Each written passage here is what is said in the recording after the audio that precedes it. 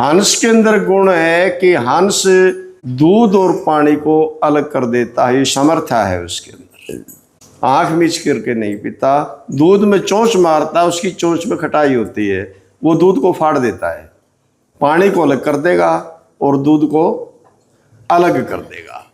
दूध का ग्रहण कर लेता है, पानी का त्याग कर देता है, यानी हंस ग्रहण त्याग के अंदर आता है, ये हंस वृत्ति है। तो इसी प्रकार से हंस उसे कहा जाता है जिसकी अंतःकरण रूपी चोंच के अंदर विवेक रूपी खटाई है, और इस जड़ चेतन की मिलोनी को उस विवेक रूपी खटाई के द्वारा महापुरुष फाड़ देते हैं, तोड़ देते हैं। इस मिलोनी को, जड़ को अलग निकाल देते हैं और चेतन को अलग करते हैं। जड़ का त्याग करा दिया जाता है और चेतन को ग्रहण किया जाता है। यहाँ प्रमाण महापुरुषों का, गुरु विवेक के रस्ते पावे जड़ चेतन कर दोई रे। तू चैतन्य है और ये शरीर जड़ है। तू चेतन ये जड़ है, देही 5 भूत की सोई रे। और 25 प्रकृति जड़ है, 5 विषय भी जड़ होई रे। 10 इंद्री जड़ पिछाणो, और फिर ये जड़ प्राण भी सोई रे। ठीक है ना। कई कहते हैं ये प्राण कैसे जड़ है, तो चेतन है, क्योंकि ये आ रहे हो जा रहे हैं, जड़ में तो आण जान की कोई पावर ही नहीं है। लेकिन प्राण जड़ है।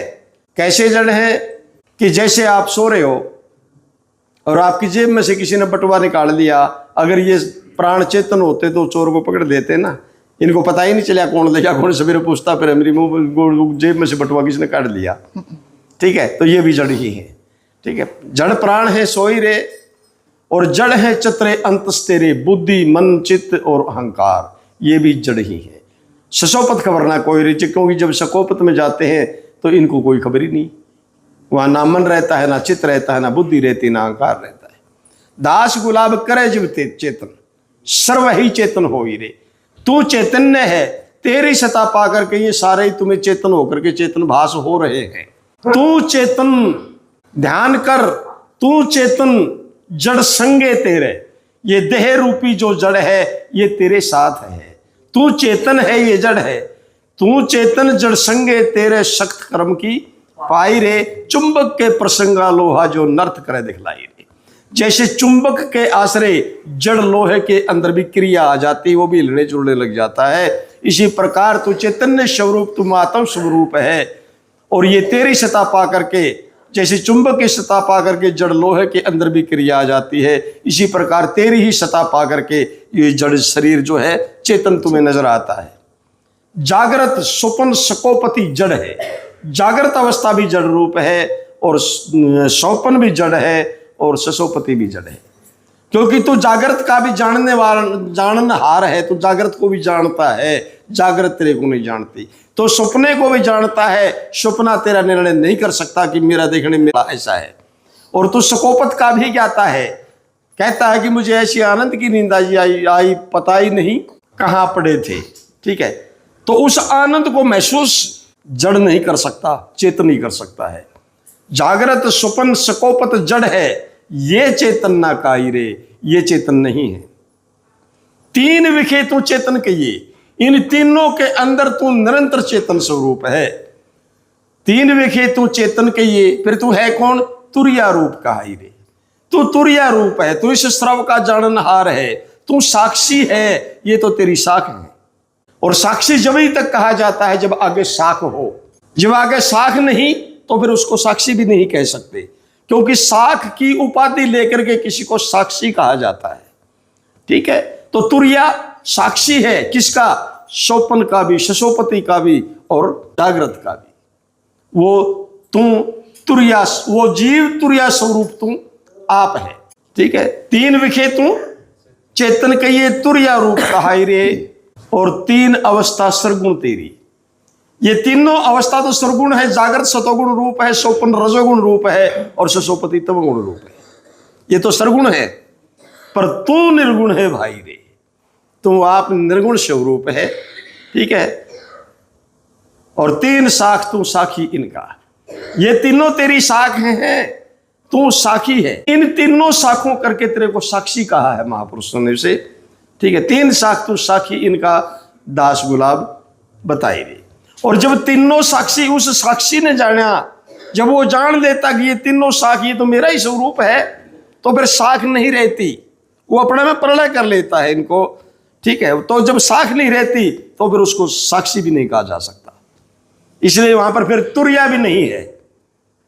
तुर्या को कहते हैं कि जागरण सुपन सकोपत तुर्या, आत्म भूपत किए पुरिया, जागरण सुपन सकोपत तीन तुर्या किए पुरिया चीन, जागरण सुपन सकोपति जोई तुर्या रूप पिछाणो सोई।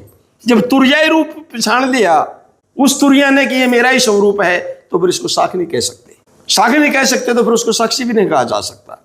यानी यहां पर कहा कि तुर्या आत्म रूप है, जब साख करके ही तो तुर्या थी, इन तीन करके तो तुर्या थी, तीन कहूं तो तुर्या हुई, और तुर्या ही ये तीन बगोई। जब इनमें कोई भेद नहीं रहा तो फिर तुर्या भी नहीं है। जहां कहते हैं कि भाई आत्मा, तो फिर ये आत्मा भी नहीं है। लेकिन ये तुर्या को जानने वाला कौन है? जो इस तुर्या को भी जानने वाला है वो परमात्म स्वरूप तू आप है। अब तुर्यातीत कहते हैं उसको, तुर्या से भी अतीत, तुर्या से भी परे। वहां ना एक है, ना दो है, ना साखी है, ना साख है, ना तू है, ना मैं है। ठीक है, वहां एक परम मौन शांत स्वरूप अवस्था है, और केवल ही स्वरूप है, आप ही, आप में आप ही है, दूसरा और कोई है ही नहीं। एक मैं, एक को ब्रह्म द्वितीय ना अस्ति, दूसरी को वस्तु ही नहीं, वो ब्रह्म का अर्थ पूर्ण बनता है। एक ही है, आप में आप ही है, एक भी नहीं कह सकते। एक है, ना दो है, तीन है, ना चार कोई, इनसे पर है वो आप में आप ही तेरा सत्य स्वरूप है। ठीक है, तो वहां पर फिर किसने ग्रहण करे, किसने त्यागे? वो परमहंस वृत्ति। हंसा भाई, हंस मिले रे, ऐसा विवेकी कोई महापुरुष मिले तभी तू हंस रूप बन सकता है, तभी तू हंस हो सकता है। ठीक है, और जब तक तू चाल चले बुगलिया की, क्योंकि बुगले के भी पंख उजले हैं, लेकिन दोनों में गुणों का भेद है, अंतर है ना।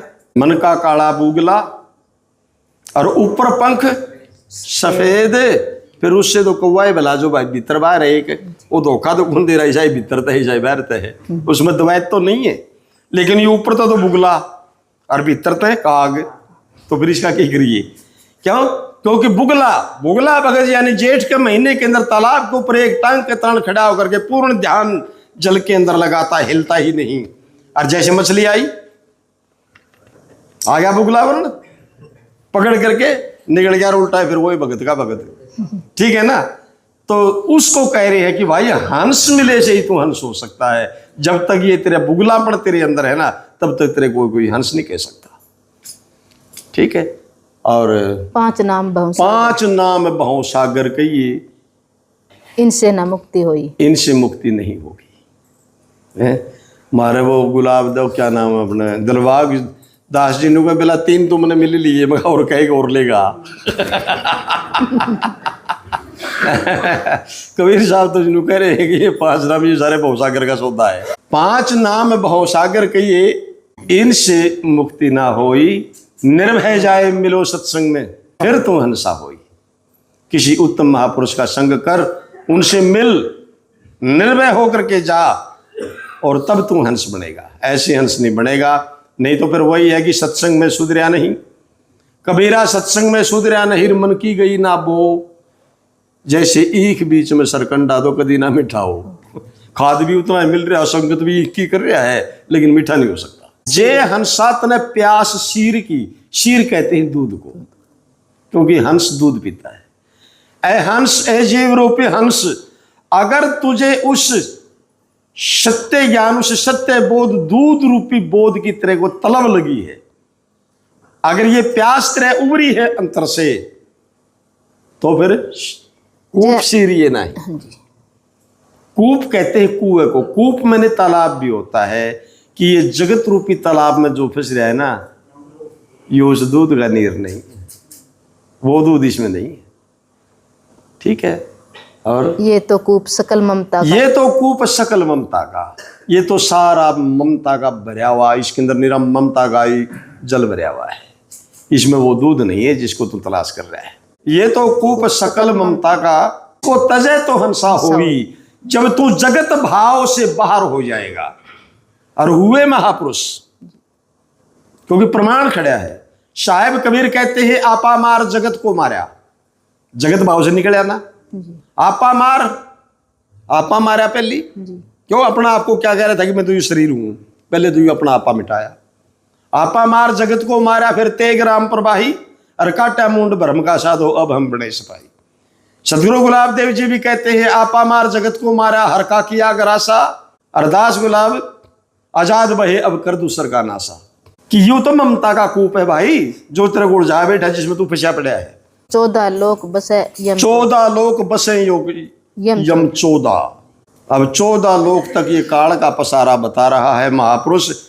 अब कई भाई तो नु कहे वो तो सतलोक में रहते हैं, लेकिन बाणी सभी साहिब कबीर की कह दी है कि सतलोक भी 14वां लोक इसके में ही है।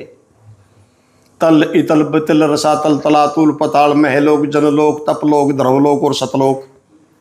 ठीक है, ये 14 के 14 ये सारे काल के दायरे के अंदर है, काल का ही दायरा है यो। और विवेक की दृष्टि से घटाओगे तो 10 इंद्रिय और 4 अंतस्करण, 14 के 14 जो है यमों का ही वास है। शास्त्र के अनुसार जो मैंने अभी गिनाए यानी जो है वो 14 लोग है।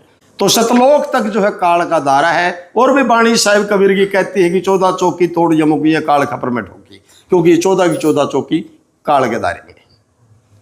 ठीक है, तो 14 लोग बसे यम 14, और बैठे बाण संजोई, बाण ताने बैठे हैं। पद प्रीत करो हंस राजा, जो महापुरुषों ने सैन लिखाई है, जिसके आप बैठते ही लागे थे निर्णय करने, उस शब्द के ऊपर प्रतीत कर, उसके ऊपर निश्चय कर, उसके ऊपर दृढ़ निश्चय हो। ठीक है, और फिर काल झपटना हुई, क्योंकि वो वस्तु है, बार बार कहते हैं, आपको समझाते हैं, और आप जानते भी हैं, जिसकी प्रतीत है कि तलवार उसको काट नहीं सकती, अग्नि उसको जला नहीं सकती, जल उसको गीला ही नहीं कर सकता, और पवन उसको सुखा नहीं सकता, और वो अकाल मूर्त है, काल उसको बख्श नहीं कर सकता। काल झपटना हो। सत्य पुरुष की सीख मान ले, किसी सत्य कोई सत्य पुरुष मिले, कोई महापुरुष मिले, तो उसकी शिक्षा को ग्रहण कर। ठीक है, सत्य पुरुष की सीख मान ले, अमर पटा लिखवाई, वो तेरे को अमर बना देंगे, वो अमरता प्रदान कर देंगे।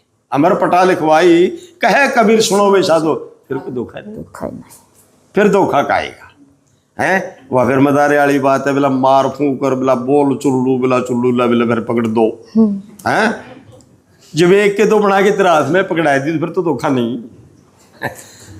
जब तेरे मुंह से संत कहा दे कि तू खुद कहे कि मैं अमरता को प्राप्त हूं, मेरा किसी भी काल नाश नहीं है, मैं निरंतर हूं, था और रहूंगा।